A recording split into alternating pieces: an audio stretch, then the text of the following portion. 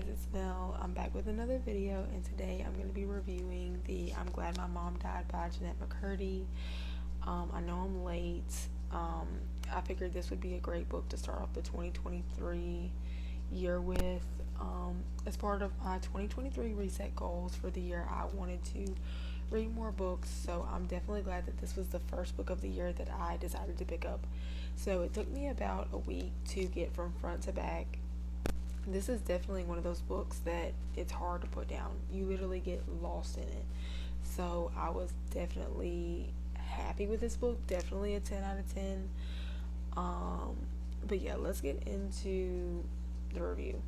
So she starts off talking about her childhood and how she was raised Mormon. So every Sunday they would go to church, but throughout the book they started going less and less, but she was always really excited to go to church because during those 3 hours that was away from her mom.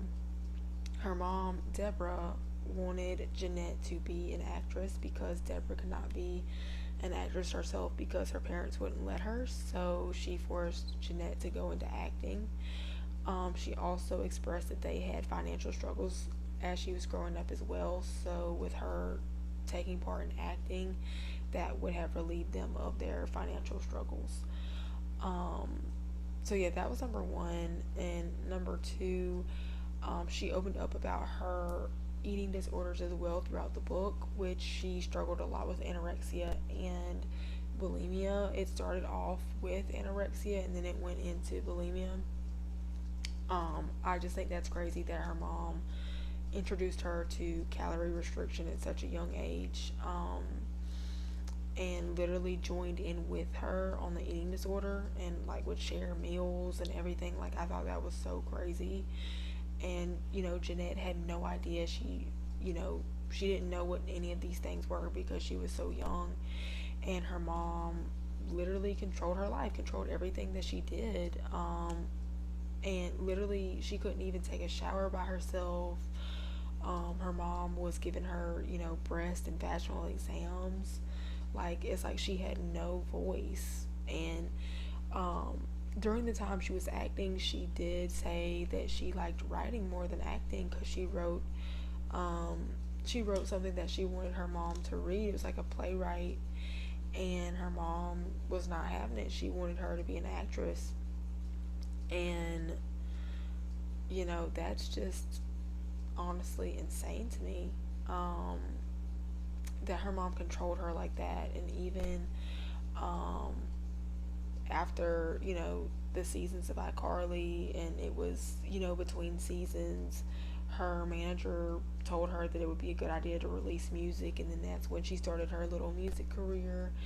And it's so crazy because I remember when those songs were coming out, and I liked them. I was like, oh my gosh, like, look at her, like, she is so sweet, she loves her mom. Like, these songs are about her mom, and her showing pictures of like her and her mom in the music video. And then here I am looking back and I'm like, oh my gosh, like, she did not want to do that, like, at all. Like, she was not interested. Like, she was not interested in iCarly. She was not interested in Sam and Cat. Like, all of that, looking back now, is like traumatizing. Like, that is insane, And so yeah, so then she talks about the creator and how he introduced her to drinking while underage on the set. Also gave her a shoulder massage when she was extremely uncomfortable and felt scared to even say no, to even say stop. So that was very disturbing as well.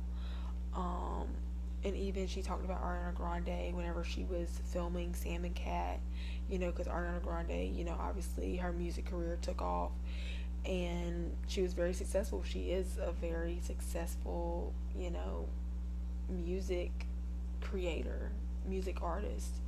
And she compared herself to Ariana Grande a lot, which, I mean, I get how that could be hard to do. You see somebody succeeding in an area that you're working in, of course you're going to compare. So, yeah, that stuff was really like crazy to even read about.